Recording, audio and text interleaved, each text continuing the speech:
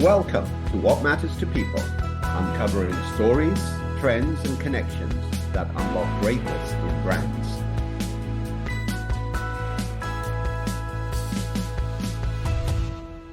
Well, hello and welcome to another edition of What Matters to People. We're now on episode 3 with our focus on life stages. And you might remember that one of the challenges that we have in marketing around the world is having a very clear identity of who we're talking to, who's our target audience, and what are the insights around them that we can engage with them in a much more emotional way. So Dave and I have been talking recently about life stages. You might remember last episode we looked at identity builders, those teenagers and early 20s, which are really trying to form their identities as individuals as they go on. And now we're going to be talking about career builders, those professionals, those young professionals, as they enter into their careers. What is going through their minds? What are their needs? What are their emotions? So, Dave, would you like to introduce our guest? Yeah, so when we start thinking about career builders, one person came to mind, my good mate, Patrick, who we've known each other for about 15 years from my time living in Japan. We've worked on many projects together. Patrick has a great background, but one of the things he's been really focused on for many years now is how people get educated and then take education into the workplace and what happens in that process and how they think. So we thought it was great to get him to give us his point of view. Now, Patrick, you do so many things, buddy. Maybe you could give us the 30-second who you are and what you do. Sure, my absolute pleasure. I would say a lot of what I'm doing right now is work in Japan and helping young Japanese professionals or young Japanese students try to understand the importance of being global and global-minded and understand how the rest of the world works. And a lot of Japanese people right now, young professionals, Japan, they're very fortunate because there's a shortage of labor, a shortage of youth, and there's no real need that they have to go overseas. And so I'm really trying to get them to think about being more global minded.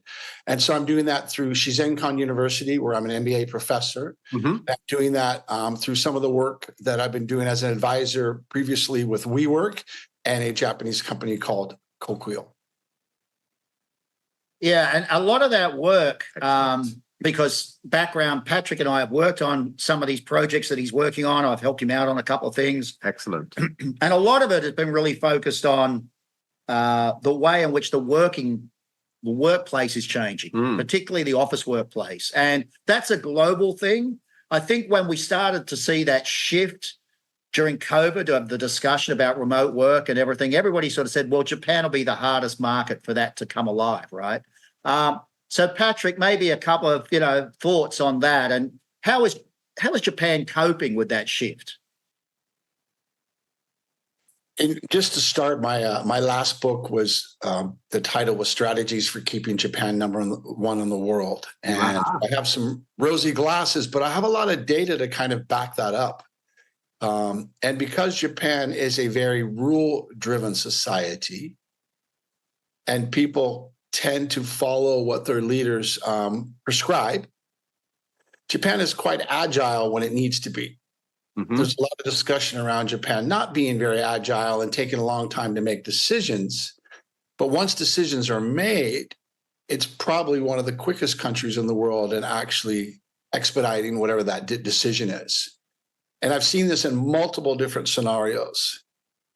And so I guess setting the scene a little bit possibly might make sense when you think about the youth today, those who are leaving universities, probably all over the world, not just Japan specifically, but they're in a really unique position generally.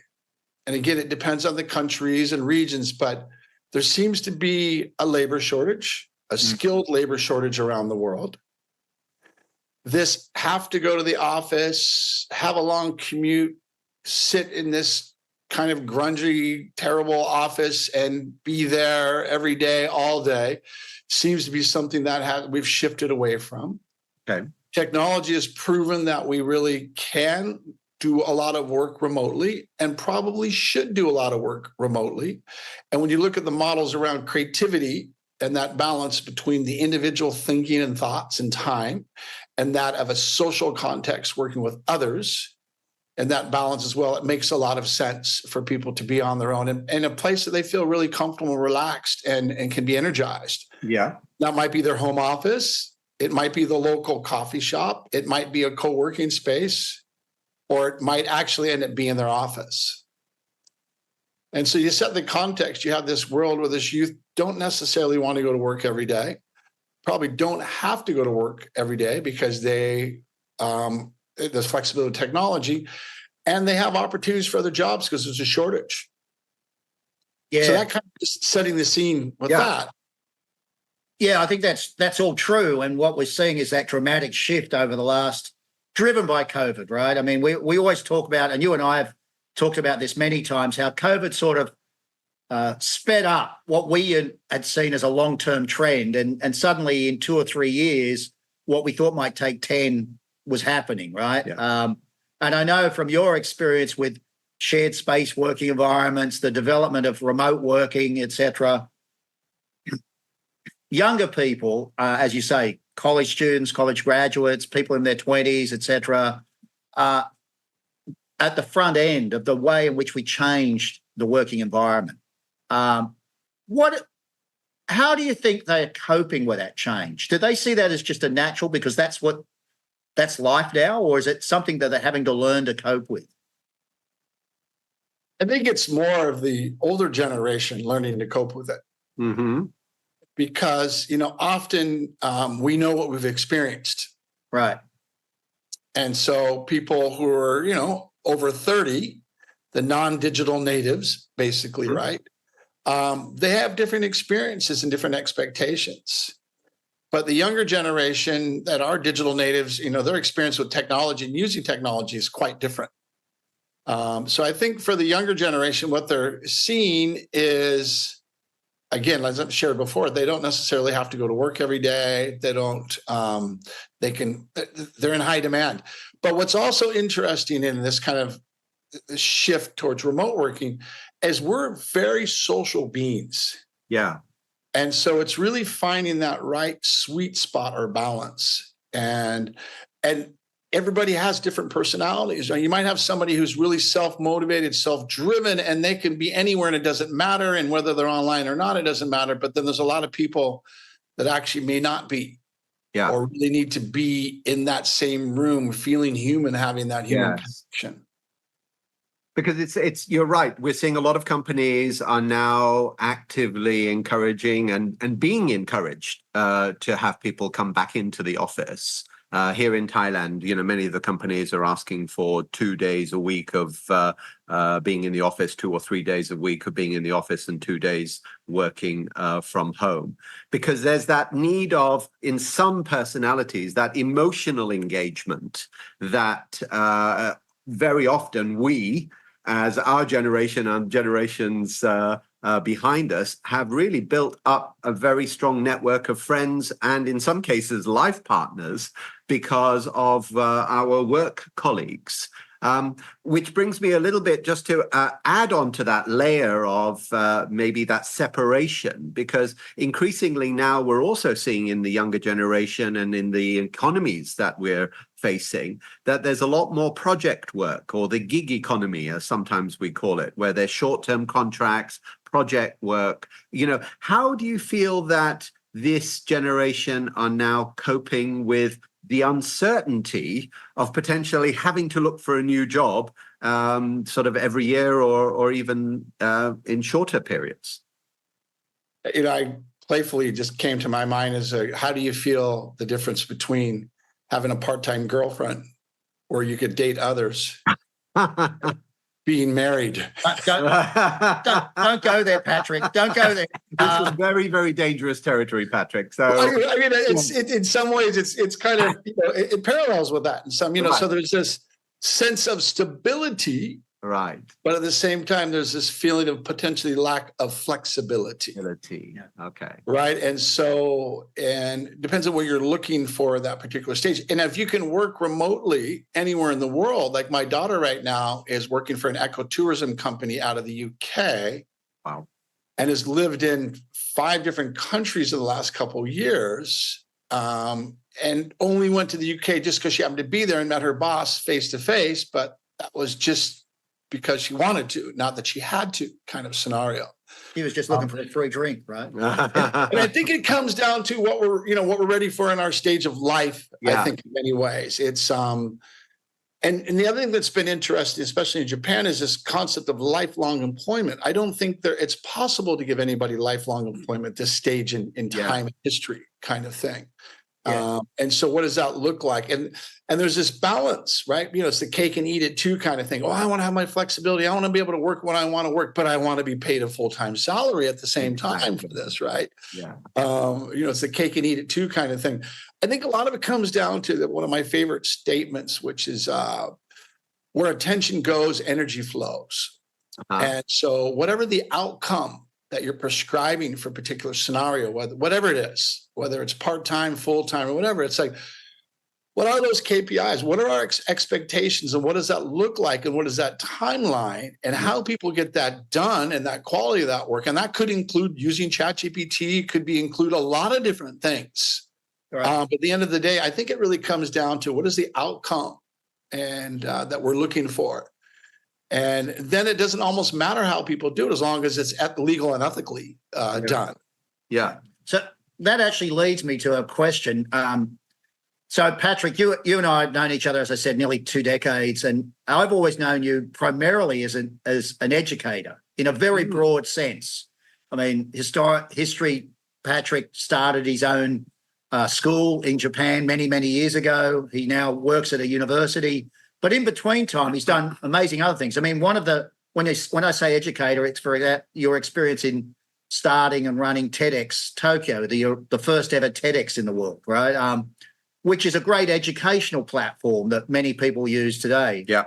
But as an educator, how do you see institutions, the university you're working with now, for example, how are they coping in graduating people, whether undergrads or MBA level, to go into the workforce with a different sort of mindset now? Yeah, it's. Do you want me to speak about this in a global context or a Japanese context? Either. Okay. Whatever feels comfortable. So I just had a group of MBA students come from 5 Asian countries and spent the week with us. Okay. And a lot of them were of Chinese ethnicity from Hong Kong and Singapore and mainland China, and there was some from Malaysia and different countries. And what was really fascinating was that Japan is very stakeholder driven, and the shareholders are part of that. Right. And it's very much around, solving the world's problems, Society 5.0, and having some purpose. And the work isn't to receive enough income so that you can then enjoy your life. Right. There's deep purpose in what you're doing when you're working. And there's this sense of kind of family and community and this lifelong employment. And so, people would come out of university and join a Japanese company and have an extensive, basically, training into the family. Imagine you get married and all of a sudden you're, in this new family. Who is this new family? Where is my husband or wife from? What is their background? What does that look like? And it's kind of what Japanese companies would do very intensively, would get into the history and the DNA and the culture and all of that. It was fascinating. The other day, I was with the chief sustainability officer for Toyota talking about Panasonic, which has also a very interesting DNA, and Toyota and projects they were doing together and the differences in the culture of the companies based around this kind of family scenario, right? And so I guess what I'm trying to share with you is that there's a couple of things going on here, right? One is this more of a lean towards the human skills. Yeah. Right. With AI coming and really disrupting a lot of things. If you look at World Economic Forum, you look at McKinsey, you look at Singapore Skills Future, you look at a lot of the skills. There's a lot of the human skills that are there and learning how to be more human positive. Right. and work together with others and be resilient and have compassion. And so it's really interesting how we're really looking at us being more human as the technology's being dialed up. I think the human skills are really important. So then you go into the situation of why do we go to school? We don't go to school to learn the academics. We go to school to learn how to be more human and work with other humans. And we have this opportunity with large groups of people of the same age in the same room. How do we, what skills do we develop? Which human skills develop? How do we get people to work together in a scenario of creative collective intelligence, right? Kind of thing. And then you have the whole technology side on the skills, right, as well. And one of my favorite quotes I heard or somebody share was that AI is not going to take your job. It's people who use AI who are going to take your job. Yeah.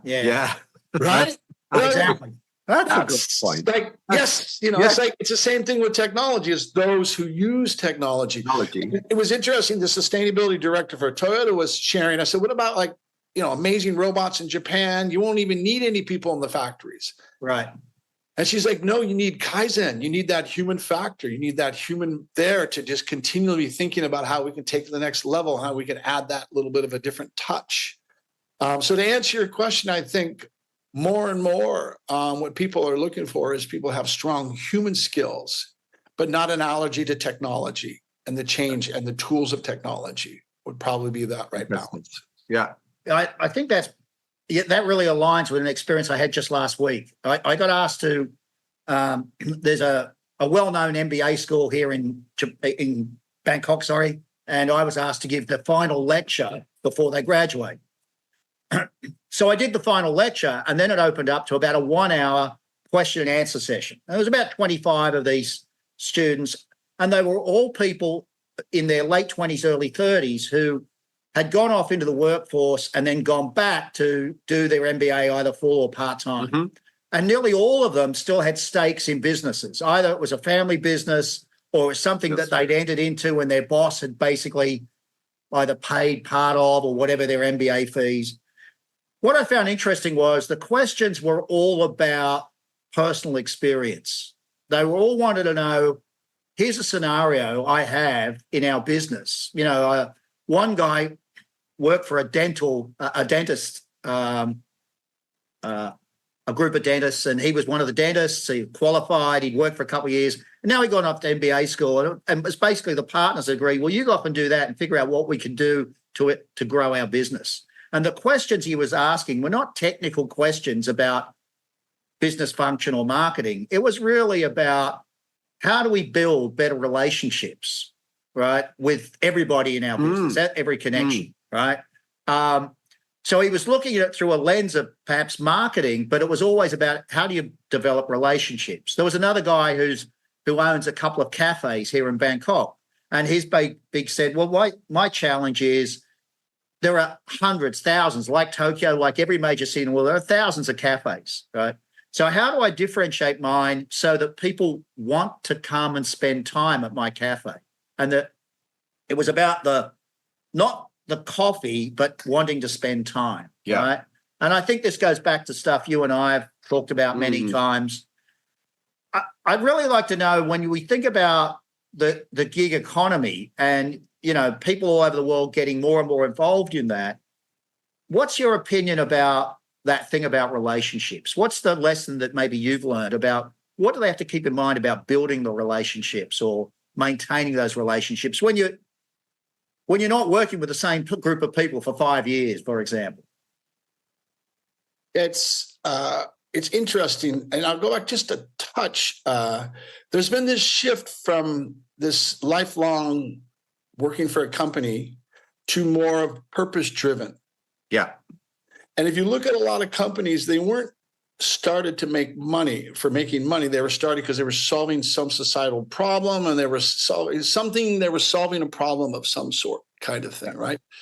And so I think that's one thing to put in context for younger generations trying to figure that out. It's like, what aligns with their purpose? What aligns with something they really feel that they could be part of for a long period of time? And then the second point I think is really important is an awareness, to your question, Dave, around what do we have to offer? So I'm really a believer in digital portfolios where all of your work that you've created is then aggregated into a digital portfolio. And you also understand through different, this could be personality tests, could be skills tests, whatever, social emotional behavioral, kind of assessments. You really understand who you are and what you bring. Right. And I think it's really quite, if you're clear about that, like I often ask people, what would you hire yourself to do? Mm-hmm. What would you hire yourself for? Right. Yeah. Is one of my Great favorite question. questions I ask people, right? Yeah. And then it really makes, and then how does that fit within a group? When I do the final interviews for Shizencon University, I often ask students in a group setting, how do you tend to contribute? Are you the person who does the research? Do you take the notes? Do you do the presentation? Do you lead? Do you ask the questions? Like, what role do you typically take in a group scenario? Yeah. And I think that's also important, the clarity. So when you're not working with a group, like you said, Dave, for 5 years, and all of a sudden you're thrown into something, clarity around what you would hire yourself for, how you can contribute to the group sometimes really helps bring that together quite quickly. Yeah. Patrick, one of the things that we've seen as a common issue across the many companies that we've been working with over the last 20 years is the issue of silo thinking and silos within the organization. And often we're asked to come in and help sort of break down silos and get people working together from different departments. Going back to universities, in the traditional university, so I'm not going to make a sweeping statement about what is reality now, but in traditional universities, we were based on silos. There was faculties and we stayed within our faculties and we didn't really mix with other faculties. How are universities changing now to become more liberal in the way that they integrate students from different faculties and different experiences in order to make them more ready for the reality of an integrated company where different departments are working closely together? It's, I guess a few things are happening, right? One is that, let's say, design schools are becoming more of business schools. Uh-huh. And business schools are becoming more of liberal arts schools. Because there's this realization that the isolation isn't really the answer. It's more around the interdisciplinary integration, right? And so I think that's been one quite interesting shift that we've seen happening, is this kind of interdisciplinary kind of scenario. The other thing is, education is really not about knowledge anymore. Because we've got so much knowledge, so beyond any human being's ability to grasp the amount of knowledge that's available. So it's really shifting more to asking the right questions, right? Being able to then curate a group of people and work together and move forward and have clarity in what that vision or mission or purpose or project is. So you're seeing a lot more of this project-based learning happen, collaborative that's happening. And with the silos, which is quite interesting, is the best way to break down the silos is find a project they can do together. Right. So, for example, with one company I've working with, I had people from 14 regions, 10 different countries, 30 people, all from those different countries and regions. And I brought them together under the premise of creating our story of our organization, which is multiple companies. But what is our story? And I put it in the context of let's describe our family. Right. And then let's describe our family now all living together in one house. Right. And let's describe each family member being each company or each country that we are, and how we're all going to be different in the family, but we're still a family. But what was wonderful is the point of we were all working in a common context towards making and creating something. So one of the key things in breaking down the silos is collaboratively through creative collective intelligence, making or creating something, making and creating the future. That's, to me, one of the most impactful ways of breaking down silos. Yeah. I know about that project, and you've shared some of the results and some of the issues about doing it. It always strikes me, Patrick, that one of the things about when you bring people from dispersed backgrounds or cultural backgrounds, et cetera, together, you need to have, whether it's the individual, in that project case, it was you, right? But you need to have a system or an individual who's, excuse me, who's aware of the differences and then how to bring it together. And it always strikes me that, it's the usual thing. If you bring together 10 strangers, it takes a long time usually before, they can work together. You need to have somebody who's sort of collating or the experience and then breaking it down. And that's what you're good at. I mean, I've seen you in action many times in many different areas. What's the trick, given where young adults are today, the career builders, these people in their 20s, early 30s, what do you think is the skill that maybe they need to learn to be able to do that? Be human and be personal. Because it's very interesting with my university right now. We're creating we're revising the profiles that each student completes. And one of our vice presidents is one of the leading authors and publishers in major journals in the world around organizational behavior. And we were discussing what questions that you would ask to really get to know people. And then there's the kind of very formal education, company, job title. But then you get down more into the personal questions, right? And how can you really bring those up? One of my favorite exercises, well, there's two things that are kind of fun I think we're going to do. One was similar to what I shared before, but if some of your best friends, your best mates were to describe you, how would they describe you? Yeah. Right. It's kind of interesting. The other one that we're going to use is you ask somebody, who are you, 5 times. Yeah. So if we just say, and who are you, Steve? I am Steve. Who are you? And we did that 5 times. I'd get to know you. You get to know. Yeah. It's the personal relationships. Yeah. I look at all the companies I've worked for, all the things I've done, and it almost always comes down to that feeling. There was that connection that was there. That was that something which differentiated me from 1,000 other people they met. There was something that happens, a feeling of empathy. That was there. So I think really people being human and opening up and sharing. I was listening to a couple of children, 6-year-olds the other day speaking, and one of them was saying, my parents are getting divorced. Right. And this is a 6-year-old, so it's a little bit different. There's not as much filtering going on here, right? No. And another kid said, oh, my parents got divorced last year. And that was it. They were friends. They were best friends. They were mates. Shared experience. Yeah. No, I couldn't agree more. And I think you can see the magic in the room when people start to share. And we have this in our introductions when we do workshops, not to the depth that you do. We ask them, what's special about you? What is your passion or what you love to do? And just that simple question opens up people in the room and goes beyond, my name is, my role is. Right. And then you get this bonding in there. And then just something you were saying before that triggered a real inspiration in me, having them have a purpose together as a team so that they realize that we are working towards something special, not just a set of numbers, but something that will make life better for people or that will build something that hasn't been built before. That sense of purpose is really important. So get to know each other, but then also focus them on a real purpose or an emotional challenge is really, really powerful. So, no, couldn't agree with you more, Patrick.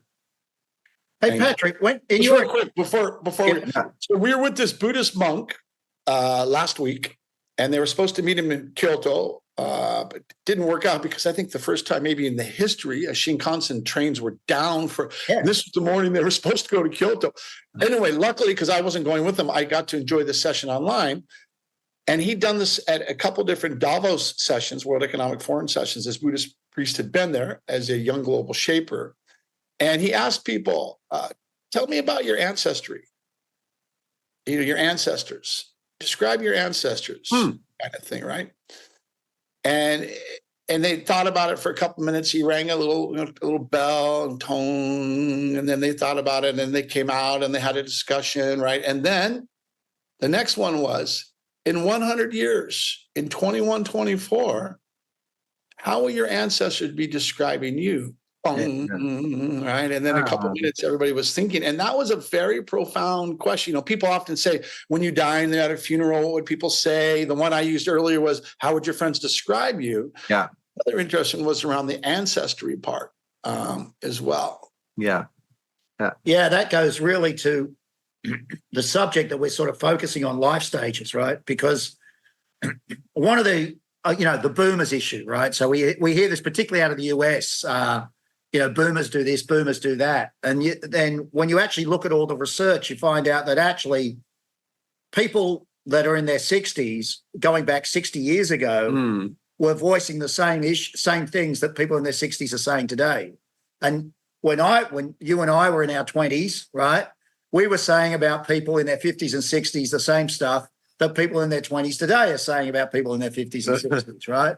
So that's a really interesting thought. I must admit, in my case, I actually never met any of my grandparents, and I have no idea of anything about my great-grandparents. I wouldn't even know, no way of finding out their names, their histories, whatever. I'd like to think that maybe if I end up having great-grandchildren, which at this stage is unlikely, but if I do, they'd have to be pretty quick now. Maybe there's something memorable that they could grab onto. I guess we all want that, right? I can only imagine when your daughters end up having kids and grandkids, Patrick, the stories about you are going to probably be X-rated. But question, which we did send you ahead of time. When you think about brands and these people, these career builders, what do you think of are brands that are doing a good job in connecting with them? That's a great question. A lot of the brands that I think share freedom and a sense of a lifestyle and really, that people can feel like that they're connected with, just came to my mind. And it's interesting because out of all the questions you sent me, to me, that was probably by far the most difficult. Yeah. And I live in an area of Tokyo called Harajuku. And in my area happens to be, they have a lot of sneakers. And they call it Sneaker Street. And some of them are they're vintage. And there's over $10,000 that they're charging for these shoes that are vintage shoes. It's quite interesting, the whole area. What I'm noticing in Japan anyway, right now, there seems to be a real emphasis around the athletic brands. Like I feel like the athletic brands, the Nike, the Adidas, that all are doing pretty well in crossing over the lifestyle. And yet they've got enough where people feel like they can work using some of those brands as well, I think is quite a good balance. So when I think about my neighborhood of Harajuku and I look at who's there and who's present, a lot of it has to do with kind of active lifestyle. Right. Noticing. Yeah, good point. Just if I could jump in there, Dave, it's interesting. The traditional healthcare messages to this audience have been very much in giving you the energy to be successful, being a great leader, not letting illness get you down so that you can be even more competitive at work. It's always been about me, me, me, me. But what you've been talking about very much is more the collective in this conversation that we're having. So this collective approach rather than, I'm going to beat everyone and get to the top. How do you feel about that? Is that still happening in Japan? Because Japan was really one of those markets that really was pushing very much on that. So you hit right on the nose, Steve. Actually, if what I look at potentially what Japan could share with the world, it's the concept of we. Yeah. And when you look around the world, it's pretty messy because it's all about me. Yeah. Now there are, like I'm in Indonesia right now, and there's a lot of family tradition values. You're in Thailand as well. There's a lot of, and you look at a lot of Southeast Asian countries that are, kind of developing. There's a still real strong sense of family. It might be because they haven't reached that, middle class yet or not, or whatever, or just through the religious traditions that are there and embedded within these societies. But I think the world is looking more for a we. And you mentioned about silos before within companies as well. One of the things I think that companies really need to do is create their companies to be co-working spaces. People often think that a co-working space has to be multiple companies in a co-working space, but actually within a big company, there are multiple companies within that space. And how do you get them to really come together and be together? What are the core elements to draw people to come together and be together and share and create together? There's not enough experimentation happening and allowing for people to experiment and try new things and products together. The other part I find quite interesting, and this is with the elder generation and actually the younger generation, is there's not a lot of product design done together with the consumer. Right. And Dave and I have spoken about this before, where, you know, it's really interesting. I had an aha moment about six months ago, a year ago, I can't remember, but I was speaking with some designers and I said, you know, Japan is 30% is over 65 years old. It's leading in the world. And there's all these other countries as well. And if you look at India and China, there's a huge, even a small percentage, there's still a lot of people. Why are we not designing products for this? And then I realized that the designers don't want to think about getting old. Yeah. It's very They don't have really empathy towards that unless they have a grandparent or somebody living with them. Right.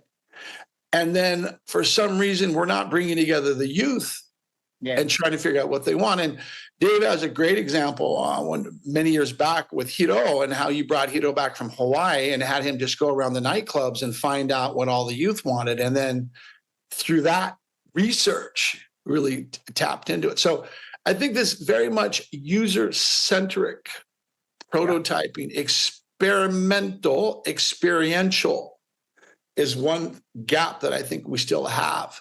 I actually I hadn't told Steve this, week before last, I was in Singapore at a conference, speaking at a conference, and the conference was basically about gut health, and all the other speakers were PhDs of science, of this. I didn't understand half of what they said, right?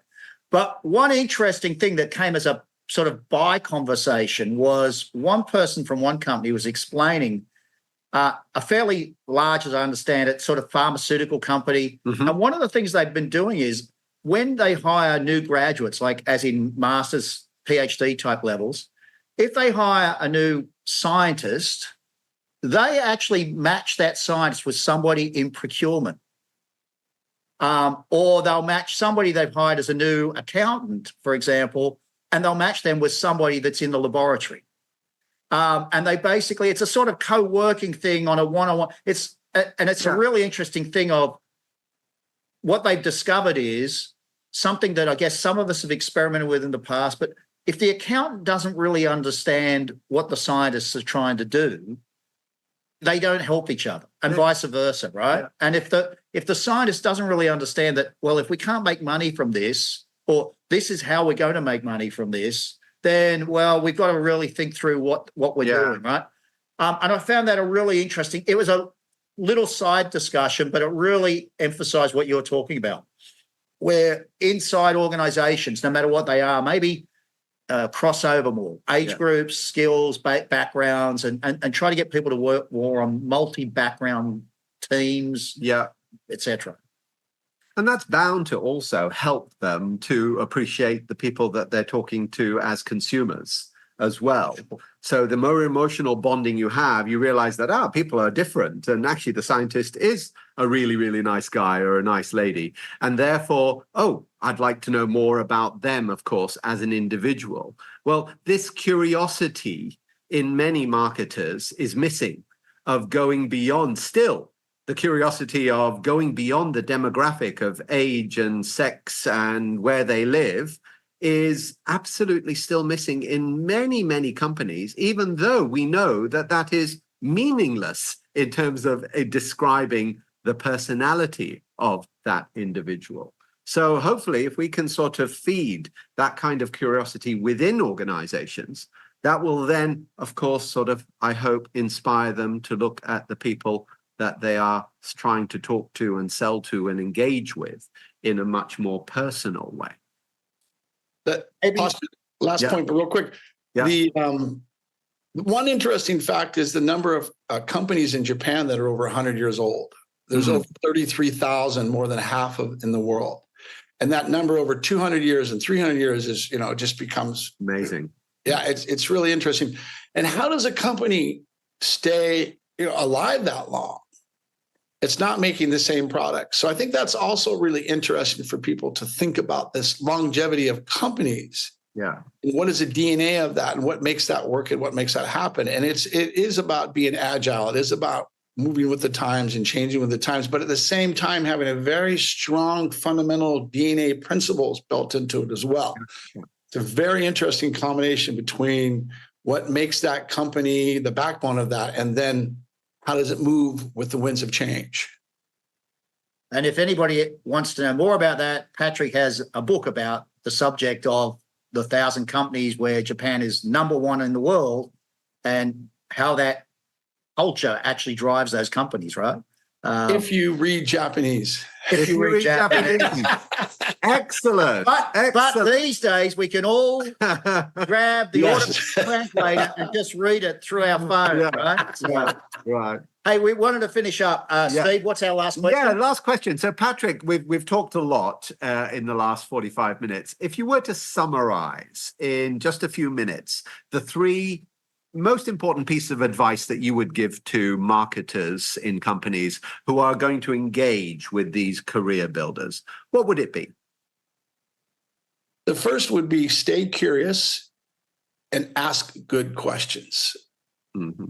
And when you're being curious and asking these questions, really ask them from your heart and a real desire to understand the answer. Because often the younger generation are not asked questions, and they're asked questions in a way where the person who's asking it already thinks they know the answer. So there isn't this feeling of really, truly listening and really, truly curious about wanting to understand that difference. So I think that's one really, really key fundamental thing is about asking those questions and not trying to share any wisdom and just acting very naive and not understanding. I think the other thing would be to observe as much as you can in kind of an ethnographic way, how they're living, what they're doing, kind of what their lifestyle is, what conversations they're having as a fly on the wall. We could get away with that because they wouldn't pay any attention to us three old guys because they would just go on and go off and whatever kind of thing and probably share what they would. So I think really observing them and understanding how they move. And what's interesting about Japan is it's very about nonverbal. So observing people's actions and movements and behavior and, huge differences between, let's say, a group of youth in China and Korea and Japan and Thailand, right? Yeah. Be some similarities, but there would be some huge differences as well, I think. So just observing how they live. And I think the third and obvious thing is not just look at who are the influencers, and everybody tends to buy the things that the influencers like, but look at the people who are actually doing some interesting things. Mm-hmm. And the depth of that, it probably aligns really nicely with that particular demographic. And I guess maybe could be connected with this is knowing what they love or what drives them. A lot of times if you I speak with my daughters and I ask them questions or different, people, what drives them is quite interesting. And I think that goes across the different cultures. So really understanding what's driving, and maybe one more would be, what are their fears? Yeah. What are their biggest challenges? What are they fearful of? What problems can you solve? Going back to that, maybe this is tied into the questions, but what problems can you help them solve? Yeah, always a great question to ask people. What are you really worried about? Yeah. And as you said before, then do the 5 why technique. Never leave it at the first answer. Dig deep, dig deep. Yeah. That's great, buddy. Very good. Thank you so much, Patrick. It was a pleasure. For all those of you that watch this podcast, if you're ever in Tokyo and you see a deranged, late middle-aged man riding a skateboard around the central Tokyo, that's Patrick. And he and I get together a couple of times a year to speak at different events, and I'm looking forward to the next one. See you soon, buddy. Me too. Thank you. Thank you both. All right. Thank you so much, Patrick. Thank you for listening to What Matters to People. Subscribe, share, and join the conversation. Until next time.